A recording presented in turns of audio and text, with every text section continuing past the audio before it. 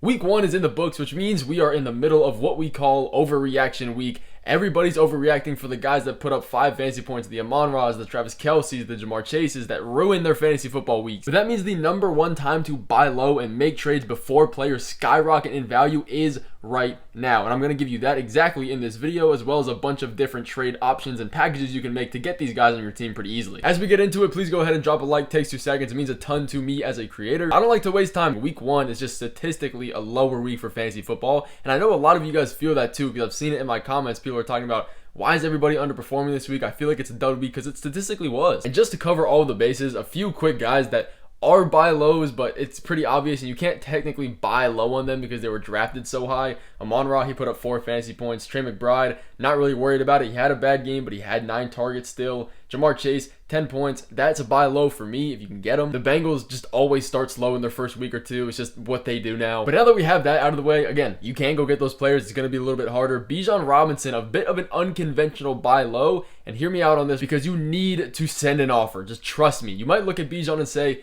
this guy put up 16 fantasy points. He's not a buy low. He was the 3rd overall pick in my league. Nobody's going to really give him up. But the fact is that Bijan Robinson put up a 16-point game with no touchdowns. And this offense looked absolutely terrible. And I get this isn't the typical buy low situation you're used to, but this is how you get the edge. While everybody's sending terrible trade offers for Amon-Ra and Travis Kelce, you're getting actual attainable guys. But this game was just so ugly. Kirk Cousins didn't look good. They couldn't move the ball. But I promise you that is not going to continue. It's part of the growing pains with a new coaching staff, a new Kirk Cousins that's coming off an injury. Everything's different, but give it some time, and when this offense puts it together, which they will 100% eventually do, Bijan's going to be untouchable. And the only issue we've necessarily had with Bijan Robinson in the preseason, the offseason, and eventually week 1 of this season is the backfield competition. We've seen reports saying Tyler Algier is going to get involved, this and that. But let's look at it. Bijan had a 90% snap share in this offense. He dominated in the 2-minute drills, in the 3rd down snaps. And you look on the other side of that. Yeah, Algier was efficient. He had 3 carries for 21 yards. That's 7 yards per carry. That's fine. 1, that's an insanely small sample size. That doesn't really prove anything. And 2,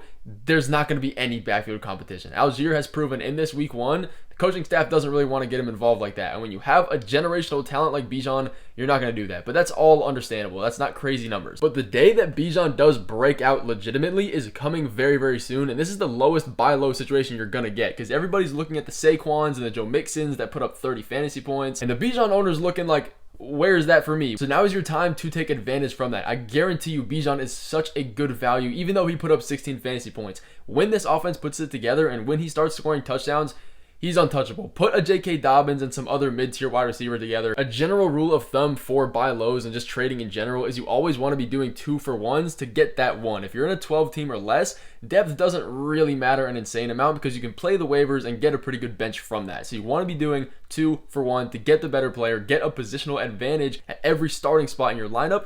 Build your bench from there and just keep recycling that process. And the other half of that is you're not just trading to get the best player, you also need to be considering the other team's perspective. If they're going to be giving up the best one player, they must need depth, or they must need more running backs. You're going to give them 2 running backs. They must need more wide receivers or a backup quarterback.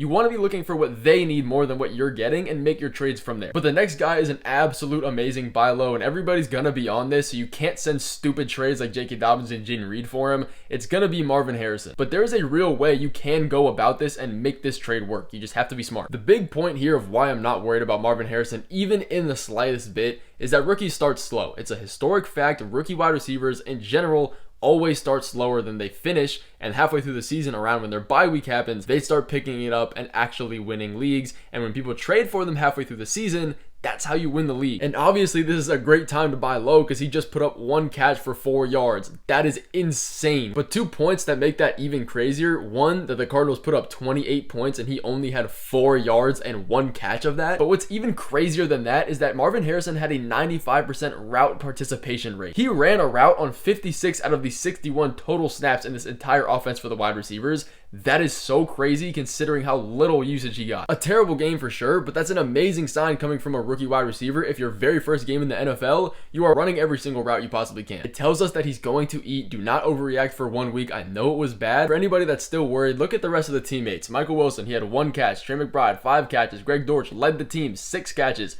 That's it. You're going to have to trade actual viable players to get him. Again, you can't just send a J.K. Dobbins and a Jaden Reed to get him unless your league mates are actually just not there mentally. But it's 100% doable and there if you want it. The next guy we need to be buying low on that I'm not seeing enough people talk about is Tank Dell. And this might turn some heads for people because we look at this game and we say, all right, Stephon Diggs is that guy. But his performance was relatively fool's gold for what this offense actually was. And let's dive into that. Looking at the targets, 7 for Nico Collins, 7 for Tank Dell, 6 for Stephon Diggs. That's pretty even. There's no problems there. But if we look at the total air yards for every single wide receiver in this game, Nico Collins led the team. He had 112. That makes sense. 7 targets, he had a lot of yards. Number 2, Tank Dell. He had 105. Number 3 is going to be Stephon Diggs. Can you guess how many he had?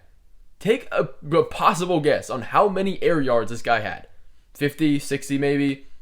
9 air yards. Now, this isn't necessarily a Diggs slander video because I don't think that's fair, but this week 1 has shown us that there are clear differences in what these wide receivers are asked to do and their roles in this offense. Stephon Diggs, majority played in the slot. He's going to be that short route slot guy. He'll probably get a lot of targets, a decent amount of catches every week. He's not going to break off for those huge plays and huge touchdowns like a Tank Dell, like a Nico Collins will. But Tank Dell is that deep threat guy. CJ Stroud is not afraid to throw that ball. Nico Collins is a little bit as well, but Tank Dell is primarily that dude. And he had a touchdown in his hands if that ball was not underthrown by CJ Stroud. There was one throw that was just an instant walk-in touchdown if it was placed in the right way. And if that would have happened, this buy low situation never would have existed. But there is more than enough targets in this offense to go around. A lot of people are saying that there's not, and I will be honest with you, all of these wide receivers are going to have up and down weeks. Someone's going to boom, someone's going to have a terrible week, and people are going to get upset. But Tank Dell, he put up some fantasy points this week. It wasn't crazy, but you can take last week's game against the Colts as pretty much CJ Stroud's bare minimum floor for his passing volume. He had 230 yards, 32 attempts. That is relatively low for this offense. I don't expect that to happen. And Joe Mixon had 30 carries. Like,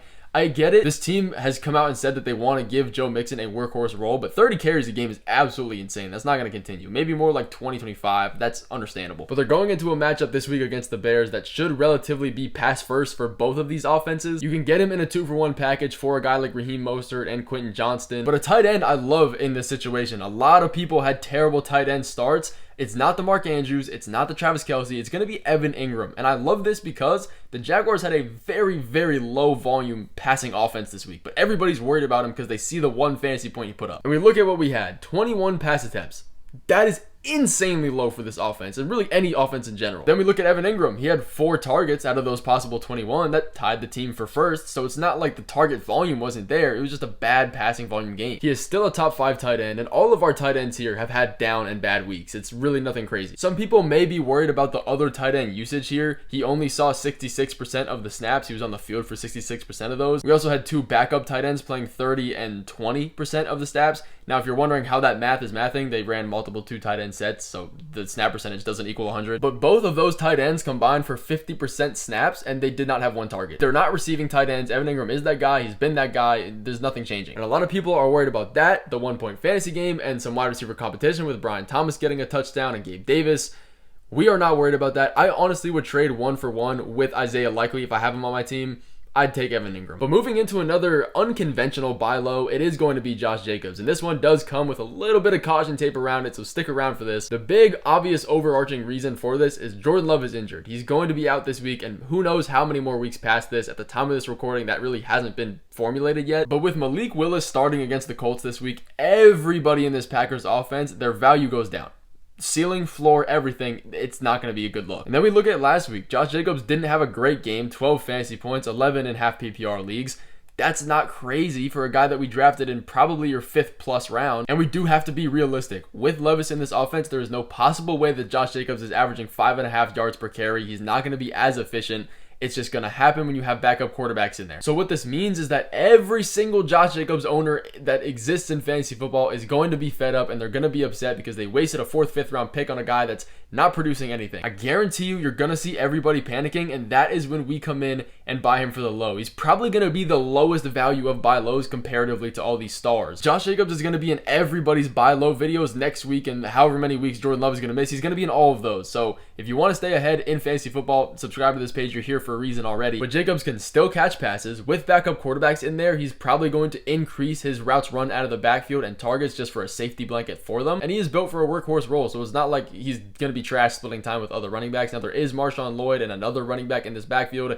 Not really worried about that as far as usage goes. They might split some time on field, especially if Willis is just not good. So you don't have to necessarily trade for Josh Jacobs this second, but definitely after this week and definitely with the weeks coming, because I don't expect him to have a great week until Jordan Love comes back. But once he does, out of the water. Josh Jacobs is not going to be able to be traded for. But if we're going down the line of star power in fantasy football, JSN is another guy we can buy low relatively easily. And if you look at JSN just from a numbers perspective, you're thinking he's droppable. He put up 4 fantasy points, while the team somehow still put up almost 30 regular points in the NFL. The Seahawks had a decent game. If you watch the game, the entire first half was abysmal. It was terrible, but they turned it up in the second half. But this is a guy that was playing the most snaps in his entire career. He's trending upwards, even though he didn't have a good game. This is, again, why we can't be looking at fantasy football points to depict who's actually valuable. You got to look at the underlying stats. But that one fantasy point number is what everybody's going to remember. Again, going back to that not being efficient in the first 2 quarters, the Seahawks really only played 2 quarters of football for passing volume as well. Look at that passing volume. Geno Smith barely passed the ball. Another example of low passing volume. I'm not worried. DK led the team in snaps, 59% with 26 routes run. Then JSN, 53% with 25 routes run. And finally, Lockett with 36 and 20 routes run. So even though Lockett had a better game, he technically was the 3rd lower wide receiver as far as usage goes, potentially, and that's what we were expecting in this season. And then you look at DK. He was getting locked all the way up by PS2. I'm not really worried about DK either. I think he's also a very good buy low candidate, but if JSN keeps pushing his snap percentage up, the targets are only going to follow that. I promise you, this offense is going to get better. The passing volume is going to come back to normal. This is why we don't overreact for week 1. And again,